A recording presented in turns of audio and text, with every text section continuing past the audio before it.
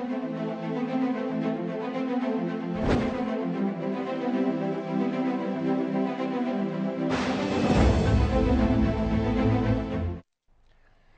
स्वागत है आपका हमारे खास कार्यक्रम हरियाणा डायरी में। मैं हूं आपके साथ राजश्री थवाइट। इस कार्यक्रम का एक ही उद्देश्य है कि आप तक हरियाणा के हर उस विकास की जानकारी पहुंचाई जाए जो मुख्यमंत्री मनोहर लाल के नेतृत्व में लगातार की जा रही है। तो बने रहिए हमारे साथ और देखते रहिए हमारा खास कार्यक्रम हरियाणा डायरी।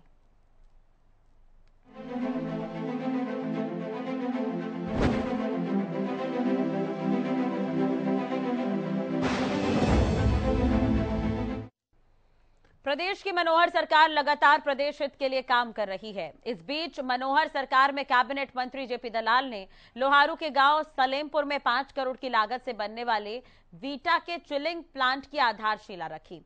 वहीं इस दौरान कैबिनेट मंत्री जेपी दलाल ने आम लोगों की समस्याएं भी सुनी और अधिकारियों को समस्याओं का समाधान करने के निर्देश भी दिए। कैबिनेट मंत्री जेपी दलाल की तरफ से क्या कुछ कहा गया, इस रिपोर्ट में चलिए आपको दिखाते हैं।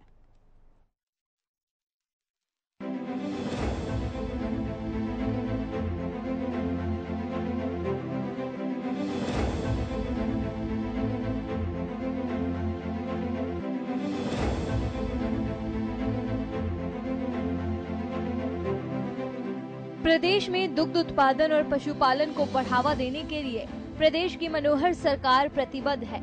इसी बीच मनोहर सरकार में कैबिनेट मंत्री जेपी दलाल ने लोगारू के गांव सलेमपुर में वीटा चिगलिंग के प्रथम फेज का शिलान्यास किया। बता दें कि वीटा चिगलिंग स्टेशन के प्रथम फेज पर करीब 5 करोड़ रुपए की लागत आएगी। इस दौरान कृषि मंत्री ने कहा कि इस चिलिंग स्टेशन से लोहारू के साथ साथ तोशाम, बाढ़ड़ा व सतलानी के पशुपालकों को सीधा लाभ होगा। उन्होंने हरियाणा डेयरी प्रसंघ के अधिकारियों को निर्देश दिए कि वो गांव में ऐसे प्रोजेक्ट तैयार करवाएं जिससे गांव में अधिक से अधिक दूध सोसाइटी बने और उन्हें बीएमसी दी जाए। इसके लिए धनराशि की कमी नहीं आने दी जाएगी। किसानों के लिए पशु ये पशु नहीं है, बल्कि उसके सुख दुख का साथी है। दुधारू पशु ये हमारी आजीविका का साधन बनता है। आज दूध भी हरियाणा के अंदर पर्याप्त मात्रा में है। हम देश में दूसरे स्थान पर हैं दूध उत्पादन में। प्रति व्यक्ति दूध उत्पादन लगभग 1150 ग्राम यहां होता है। हमारे से थोड़ा सा ज्यादा पंजाब है। हमने अपने इस बार विशेषज्ञों को कहा है कि नहीं, इस पर जोर लगाओ, हम अगले साल तक नंबर 1 पर कैसे जा सके। दूध उत्पादन थोड़ा सा बढ़ाने से केवल 1 लाख लीटर प्रतिदिन हम बढ़ा लेंगे, हम नंबर 1 पर आ जाएंगे। 1 लाख का मतलब केवल 7000 पशु दूध वाले और हम बढ़ा लें, 15 किलो एक देगा तो 1,05,000 लीटर, ये प्रतिदिन बढ़ जाने से ही हम नंबर पे 1 पर आ सकते हैं। और इसके लिए हमने काम शुरू कर दिया है।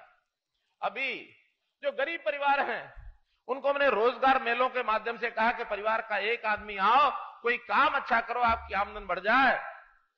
तो आपकी जानकारी के लिए जितने लोग आए हैं, गरीब परिवार जिनकी आमदन 1 लाख रुपया साल से भी कम है, अर्थात महीने की 7-8 हजार रुपया महीने की आमदन है, ये अपना कोई काम करें।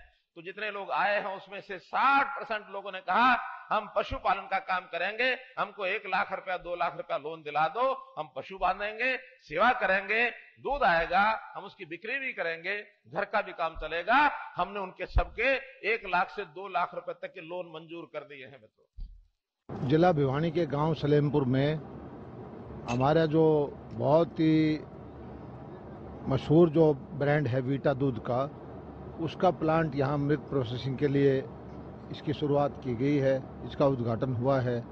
और इस प्लांट के चालू होने के बाद आसपास के इलाके के किसानों को बहुत ज़्यादा फ़ायदा होगा, क्योंकि जो कृषि के अलावा किसान की आमदनी बढ़ाने में पशुपालन ही सबसे मुख्य सहायक उद्योग है।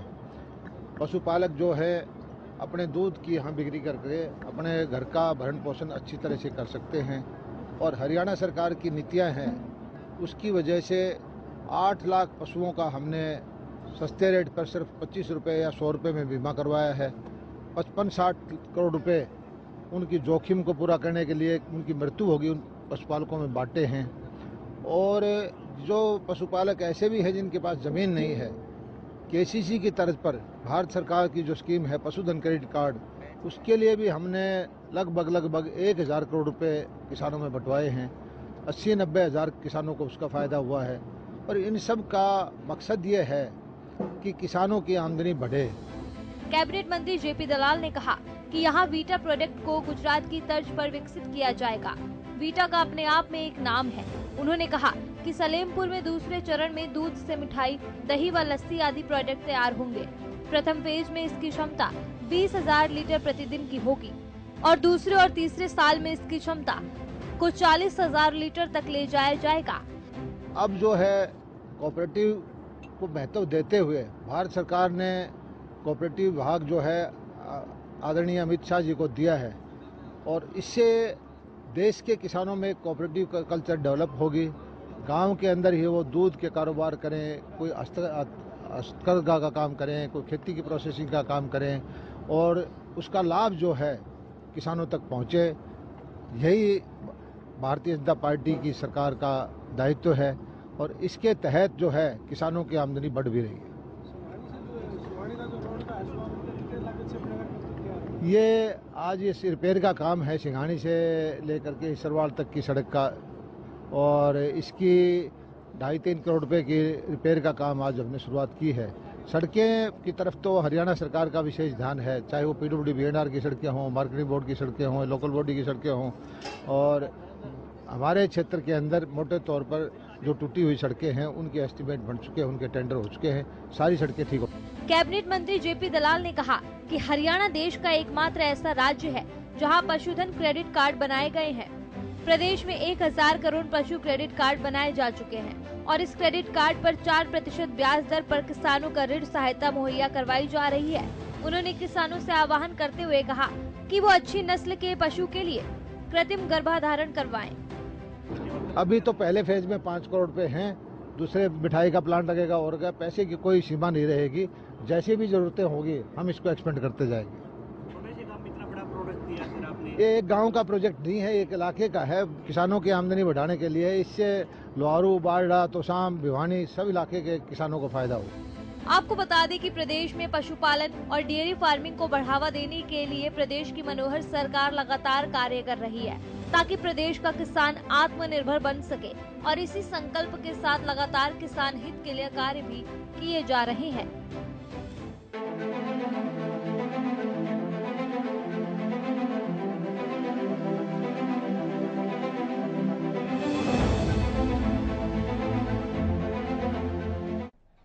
शिक्षा के क्षेत्र को बढ़ावा देने के लिए मनोहर सरकार लगातार कार्य कर रही है। बच्चों को स्कूलों में किसी भी तरह की समस्याओं का सामना ना करना पड़े, इसे लेकर भी सरकार प्रतिबद्ध नजर आ रही है ताकि बच्चे पढ़ लिख कर अपना और प्रदेश का नाम रोशन कर सके। एक बार फिर से बढ़ती गर्मी को देखते हुए शिक्षा विभाग ने स्कूलों के लिए गाइडलाइन जारी कर दी है। गाइडलाइन में विभाग की तरफ से क्या कुछ कहा गया है, इस रिपोर्ट के जरिए बताते हैं।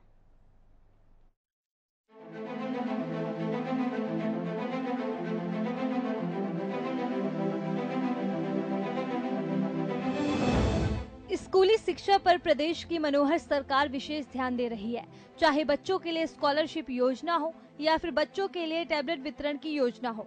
इन सभी योजनाओं के जरिए प्रदेश की मनोहर सरकार लगातार शिक्षा के क्षेत्र को बढ़ावा दे रही है। प्रदेश सरकार का मानना है कि आज के समय में नैतिक शिक्षा को दैनिक शिक्षा के साथ जोड़ने की आवश्यकता है ताकि बच्चे बचपन से ही ज्ञानवान बनने के साथ संस्कारवान भी बन सके। स्वस्थ बच्चे, आज के बच्चे, ये कल के जो भावी नागरिक होंगे तो इस देश के एक प्रकार से निर्माता, कर्णधार यही बड़े होकर के बनने वाले हैं। एक स्वस्थ नागरिक ही समाज को, देश को, प्रदेश को, अपने क्षेत्र को वो आगे बढ़ा सकता है। तो इसलिए इन योजनाओं पर लगातार हमारा ध्यान है। कितनी योजनाओं की चर्चा की गई है।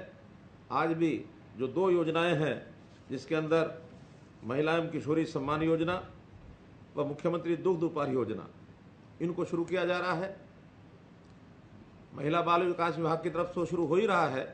साथ में जो महिला किशोरी सम्मान योजना, ये हमारे शिक्षा विभाग में भी शुरू हो रहा है। जैसे BPL की सब महिलाओं को तो महिला बाल विकास विभाग की ओर से 22 लाख महिलाओं को इसका लाभ मिलेगा। वहीं 6.5 लाख बच्चों को भी, छात्राओं को विशेष तौर पर, ये हमारे शिक्षा विभाग की ओर से सैनिटरी पैड, महीने में 6 सैनिटरी पैड देने की जो योजना बनी है। अब क्योंकि एक ऐसा विषय है जो कई बार हमारी बच्चियां, बेटियां, स्कूल वाली या महिलाएं भी बड़ा संकोची स्वभाव के होने के कारण से अपनी समस्याओं को खुल के बता नहीं पाती हैं, लेकिन तो भी हमें तो हर एक की चिंता करनी है। न भी बता पाए तो भी हमको हर एक को अप्रोच करके उनके लिए इस व्यवस्था का इंतजाम करना है। तो जैसे मैंने बताया 4S की हम बात करते थे, आज इसमें मैं एक ऐसा और जोड़ने जा रहा हूं। शिक्षा, स्वास्थ्य, सुरक्षा और स्वावलंबन तो है ही है, आज मैं स्वाभिमान की बात भी करने जा रहा हूं, क्योंकि बहुत से ऐसे समाज में समस्याएं होती हैं जिसके लिए स्वाभिमानी व्यक्ति किन्हीं भी कारणों से वो आगे बढ़कर के सरकारी सेवाओं का लाभ लेने के लिए आता नहीं है। हमें लगा कि अगर वो नहीं आता तो भी उसको लाभ पहुंचना ही चाहिए। तो हमने इस 1 वर्ष में लगातार प्रयत्न करके कल उसका एक लॉन्च किया, और वो है परिवार पहचान पत्र। और उस पहचान पत्र में सभी सदस्यों के नाम होंगे, डाटा होगा, और डाटा में हर सदस्य की, हर परिवार की क्या कठिनाई है, क्या समस्या है, उसकी शिक्षा में कठिनाई उसको कोई है, शिक्षा का स्तर क्या है, स्वास्थ्य की कठिनाई है, स्वास्थ्य का स्तर क्या है, आजीविका की कठिनाई है, आजीविका का स्तर क्या है, कितनी उसकी आजीविका, कितना उसका इनकम है, ये सब चीज़ें हम उसके अंदर डाटा वाइज इकट्ठा करने वाले हैं।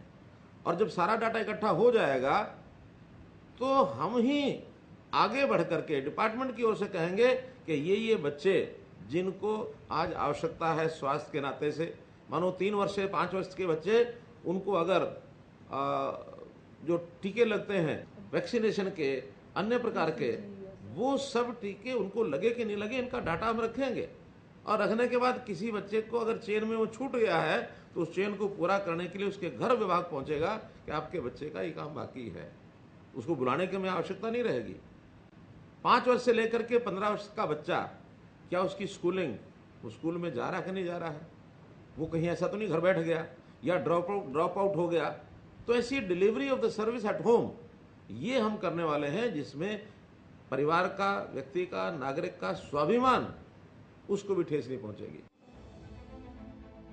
वहीं अब बढ़ती गर्मी को देखते हुए शिक्षा विभाग की तरफ से स्कूलों के लिए एक नई गाइडलाइन भी जारी की गई है।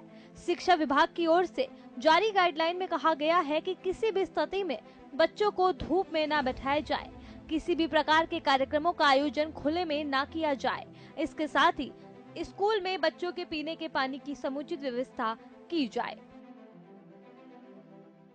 स्कूलों में गर्मी के मौसम में बच्चों को हर घंटे पानी पीने के लिए हिदायत दी गई है कि स्कूल में बच्चों को घंटे बजे। आज टीचरों को हिदायत दी गई है कि बच्चों को मौका देंगे पीने का, कोई जरूरी नहीं पिलाना उनको पानी, पर अगर जरूरत है तो उनको टाइम, थोड़े बाद, घंटे बाद उसको टाइम देंगे। अगर कोई बच्चा पानी पीना चाहता है तो वो पानी पी लेगा। और आरओ का घोल है वो देना, और इस प्रकार की सुविधा देना ताकि बच्चों का स्वास्थ्य अच्छा रहे। बता दें कि मई का महीना खत्म होने को है और गर्मी भी अपने पीक पर है, लेकिन प्राइमरी स्कूलों के छात्रों के लिए ये एक अनूठी मुहिम निकली है, जिससे न केवल सिर्फ बच्चों को गर्मी से राहत मिलेगी, बल्कि बच्चे बीमारियों से भी काफी हद तक दूर रहेंगे। शिक्षा विभाग ने सरकारी स्कूलों में हर घंटे पानी पीने के लिए घंटी का सहारा लिया है। छात्रों के पानी पीने के लिए हर घंटे स्कूल की तरफ से सायरन या घंटी बजाई जाएगी और बच्चे अपनी बोतल या वाटर कूलर से पानी पी कर आएंगे। एक और नोटिफिकेशन हमारे शिक्षा विभाग ने जारी किया है। मैं आभार व्यक्त करूंगा शिक्षा विभाग का कि वो कितनी बारीकी से हमारे बच्चों की ज़रूरतों को वहाँ बैठे हुए देख रहे हैं, और विशेष रूप से हमारे एकेडमिक सेल्स और डायरेक्टर साहब जिन्होंने कि गर्मियों से बचने के लिए विशेष हिदायतें जारी की हैं कि ज़्यादा गर्मी में नहीं निकलना है, खुले पाँव नहीं निकलना है। जो हमारे बच्चे हैं वो हर घंटे के अंदर एक पानी पिए, हर स्कूल के अंदर हर घंटे बाद एक घंटी बजे, जिससे कि बच्चों के अंदर पानी की कमी ना हो। और विशेष रूप से यदि कहीं धूप का वो है तो उसको ढकने के लिए एल्यूमिनियम फॉयल का इस्तेमाल करें। इसके अतिरिक्त ऐसा कोई प्रोग्राम ना करें कि बच्चों को लगातार धूप में रहना पड़े। तो ये बहुत अच्छी बातें हैं और छुट्टियों के दौरान भी हम कहेंगे कि बच्चे इसका अनुसरण करें, ताकि लू लगने की समस्या ना हो, बीमार पड़ने की समस्या ना हो।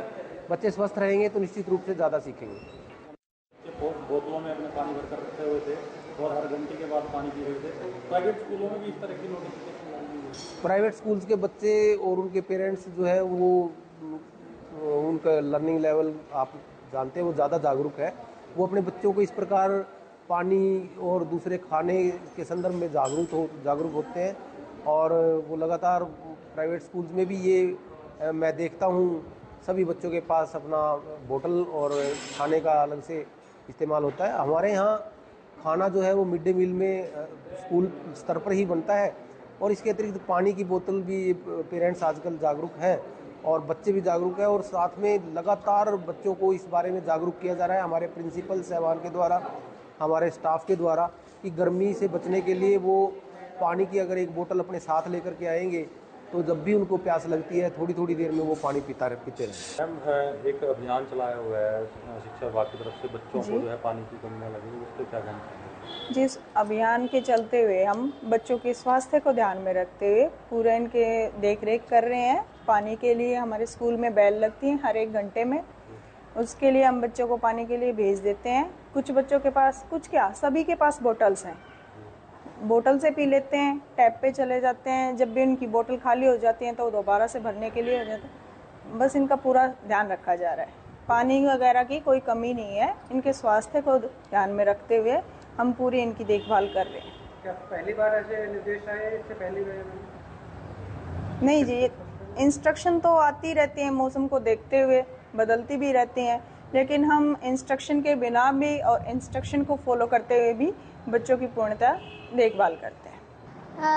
हम हर 1 घंटे में जहाँ पे घंटी बजती है तो उस दौरान जिसके पास बोतल हो बोतल में से भर लेता है, और जिसकी बोतल पानी नहीं है वो बाहर जाके भर लेता है, और जो बोतल नहीं लाते वो बाहर वाटर कूलर है तो उससे वो पानी पी ले सकते हैं। गर्मी से बचने के लिए टीचर्स की तरफ से इंस्ट्रक्शन दी जा रही है।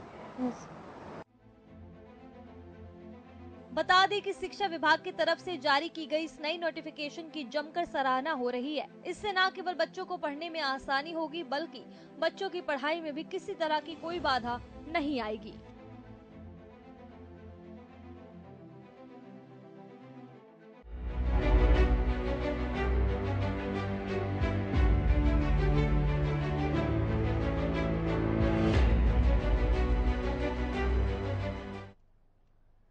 महिला सशक्तिकरण को बढ़ावा देने के लिए प्रदेश की मनोहर सरकार ने अनेकों योजनाएं बनाई हैं, जिनके द्वारा प्रदेश की महिलाएं न केवल आत्मनिर्भर हो रही है बल्कि अपने परिवार का गुजारा करने में भी कामयाब साबित हुई हैं।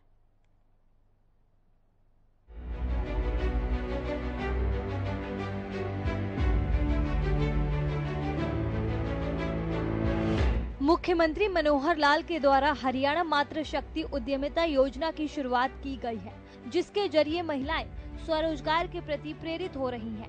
बता दें कि इस योजना के तहत महिलाएं 5 लाख रुपए तक का ऋण प्राप्त कर सकती हैं। हरियाणा मातृ शक्ति उद्यमिता योजना के अंतर्गत महिलाओं को आत्मनिर्भर और सशक्त बनाने में सहयोग कर रही है।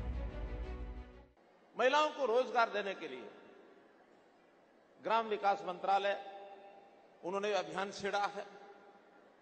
हरियाणा ग्रामीण आजीविका मिशन HSRL RLM, तो इस प्रकार से इसका एक बहुत बड़ा काम हरियाणा में हो रहा है। आज बहुत सी बहनें यहां आई और उन सब विषयों में पुरस्कार लेके गई। हमारे आंगनवाड़ी की बहनें पुरस्कार लेके गई। हमारी महिलाएं जो कुछ ना कुछ विशेष काम किया, चाहे शौर्य में किया, चाहे सेवा में किया, उन्होंने पुरस्कार लिए हैं। आज 154 पुरस्कार दिए गए हैं, जिनमें लगभग भागीदार 500 महिलाएं जरूर रही होंगी, बल्कि इससे ज्यादा रही होंगी। तो इतना सारा अग्रणी होकर के काम कर रहे हैं। हमारा जो ग्रामीण आजीविका मिशन है, इस मिशन के अंतर्गत सेल्फ हेल्प ग्रुप की संख्या इस समय 56,434 सेल्फ हेल्प ग्रुप की संख्या है। और इस सेल्फ हेल्प ग्रुप में 56,000 तो ग्रुप हैं। अगर 10 की भी एवरेज हम लगाएं तो 5 लाख से ऊपर बहनें इनमें काम करती हैं। और हर बहन 15,000, 20,000, 25,000, 10,000 कुछ ना कुछ आजीविका कमाती है। अपने घर परिवार का खर्च चलाने के लिए बहुत बड़ा योगदान उनको हुआ है। इसमें लगातार विभाग काम कर रहा है और बहुत सी महिलाएं उद्यमी होकर के आगे निकली हैं, खेती के काम में आगे निकल गई हैं। हायरिंग सेंटर्स जो इस प्रकार के चलाते हैं वो चलाने लग गई हैं। बहुत से ऐसे वीटा बिक्री केंद्र, सेल्फ हेल्प ग्रुप की कैंटीन, बैंक सुविधा प्रदाता, तो इस प्रकार से इन लोगों को जोड़ा गया है। मैं एक निवेदन ऐसे सब सेल्फ हेल्प ग्रुप के लोगों को करना चाहता हूं। आज हमने भी सरकार के नाते एक विशेष योजना बनाई है, परिवार पहचान पत्र के माध्यम से परिवारों को छाटा है। ये जिन परिवारों में 1 लाख रुपया साल से कम आय है, ऐसे परिवार के किसी एक सदस्य को आजीविका के माध्यम से उसकी इनकम कैसे बढ़ाई जाए, आय कैसे बढ़ाई जाए। 7.5 लाख परिवार हैं भाइयों बहनों ये। तो इस 7.5 लाख परिवारों में हमने इस वर्ष 1 लाख का टारगेट रखा था। 80,000 के लगभग एप्लीकेशन हमारे डिपार्टमेंट ने इसको चयन कर लिया है। अगले साल का 2 लाख का टारगेट रखा है, 2 लाख का। अब इसमें मैं जो अपील करना चाहता हूं, हो सकता है कोई परिवार ऐसा हो जहां कमाने की क्षमता रखने वाला या कोई इस प्रकार का जवान नहीं है जो घर के लिए कुछ कमा सके, और हो सकता है केवल महिला ही ऐसी हो जिसके ऊपर परिवार निर्भर है, और वो महिला भी हो सकता है उतनी सक्षम अभी तक नहीं होगी कि वो अपना काम अपने पैरों पर खड़ी होकर कर सके। तो मैं सेल्फ हेल्प ग्रुप कहता हूं, अपने आसपास के ऐसे परिवार जिनकी आय 1 लाख रुपया साल से कम है, सूचियां हम उपलब्ध करा देंगे और उसके बाद किसी एक महिला को एक ग्रुप में जोड़ लें। काम चाहे वो कम भी करे तब भी एक महिला को जोड़ लेंगे तो आपकी अगर 10,000 15,000 की आमदन है, उसकी भी 10-15,000 रुपए आमदन हो जाएगी। और इस तरीके से 50,000 सेल्फ हेल्प ग्रुप 50,000 परिवारों को और आगे बढ़ा सकते हैं। मानो हमारा टारगेट 2 लाख का है, इस 50,000 परिवारों को कम से कम सेल्फ हेल्प ग्रुप अडॉप्ट कर ले, उनके परिवारों की आय बढ़ा दें। क्योंकि हम चाहते हैं गरीब ना रहे, उसको कैसे हम उसकी आय बढ़ाएं ताकि उसकी आदत मुफ्त लेने की बजाय अपने पैरों पर खड़ा होकर कमाई करके स्वाभिमान से माथा ऊंचा करके सीना चौड़ा करके वो भी जाके जीने का, उसका बच्चों को पालने का, बच्चों को पढ़ाने का, घर में छोटी मोटी जरूरतें पूरा करने का अवसर उसको मिले। अपनी कमाई से जब कोई आदमी काम करता है उसकी खुशी, उसका आनंद कुछ और ही होता है। तो भाइयों बहनों, मेरा ये आपसे अपील है कि ऐसे इन सेल्फ हेल्प ग्रुप में हम लोग उनकी सहायता करें। सेल्फ हेल्प ग्रुप में सरकार भी सहायता करती है, करवाती है, बैंक भी करते हैं। अभी तक 796 करोड़ रुपया वित्तीय सहायता सेल्फ हेल्प ग्रुप को की जा चुकी है, बहुत बड़ी राशि है। इसी प्रकार बहुत सी सुविधाएं दी गई हैं, चाहे 5 लाख रुपए तक का ऋण है उस पर स्टाम्प शुल्क की छूट दी है, PRI का मैंने बता ही दिया। राशन डिपो 33% राशन डिपो अब आगे महिलाओं के लिए रिजर्व होंगे। बता दें कि इस योजना के माध्यम से सरकार महिलाओं को रोजगार के अवसर प्रदान करती है। अक्सर कुछ महिलाओं की आर्थिक स्थिति ठीक नहीं होने की वजह से वो रोजगार नहीं कर पाती, जिससे उन्हें घर में बैठना पड़ता है। लेकिन अब वो खुद भी अपना स्वयं का रोजगार इस योजना के तहत शुरू कर सकती हैं, जो कि सरकार की तरफ से महिलाओं के लिए एक अनूठी योजना है।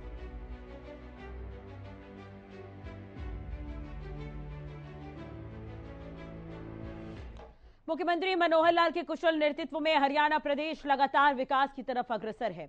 ऐसे में हरियाणा का हर वर्ग सरकार के कार्यों से काफी संतुष्ट नजर आ रहा है, क्योंकि हरियाणा सरकार का एक ही मकसद है कि प्रदेश के अंतिम व्यक्ति का विकास किया जा सके। फिलहाल हमारे खास कार्यक्रम हरियाणा डायरी में आज के लिए बस इतना ही। खबरों के लिए आप देखते रहिए हरियाणा न्यूज। नमस्कार।